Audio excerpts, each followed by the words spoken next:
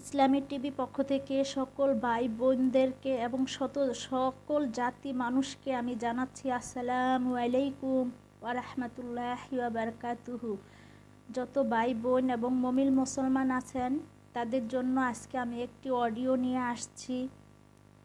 আশা করি আপনাদের মূল্যবান সময় থেকে একটু সময় বের করে আপনারা এই অডিওটি শুনবেন এবং অডিওটির বিষয় আপনারা পালন করবেন।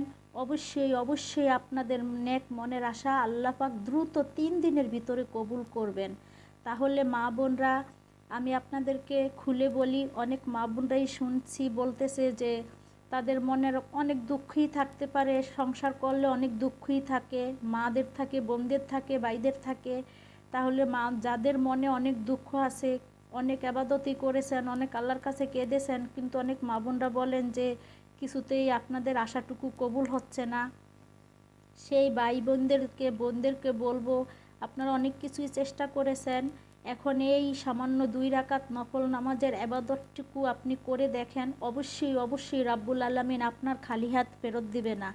তাহলে মা বোনরা, আপনাদের নেক মনের আশার জন্য যদি কোনো একটা আশা থাকে, হয়তোবা আপনার স্বামী নিয়ে, হয়তোবা অনেক মেয়েরাই স্বামী নিয়ে, অনেক মেয়েরা সন্তান নিয়ে, অনেক মেয়েরা সংসার নিয়ে খুব একটা আশা থাকে, কিছুতেই আশাটা কবুল হচ্ছে না, তাহলে সেই ভাই বোনরা আপনারা এই 2 রাকাত নফল নামাজ পড়তে পারেন। আমি বারে বলে দিচ্ছি, এটা যেন নেক আশা আপনাদের হয়। তাহলে বোনরা, আপনারা কিভাবে এই নফল নামাজটা পড়বেন আমি বলি। 2 রাকাত নফল নামাজ, প্রথম রাকাতে ফাতিহার সাথে 10 বার কাফিরুন, তারপরের রাকাতে ফাতিহার সাথে 10 বার ইখলাস। এভাবে আপনি 2 রাকাত নফল নামাজ শেষ দিবেন। শেষ দিয়ে আপনি সালাম ফিরাবেন। সালাম ফিরাবার পরে দিয়ে আপনি বসে থেকে পূর্ণ একটা সেজদায় চলে যাবেন।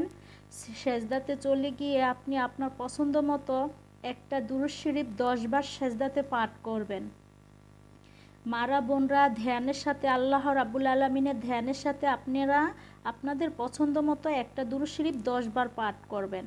তারপরে মা বোনরা, সেই সেজদাতেই দুরূদ শরীফ পাঠ করার শেষে একটি দোয়া পড়বেন। আমি আপনাদেরকে দোয়াটি পড়ে শোনাচ্ছি।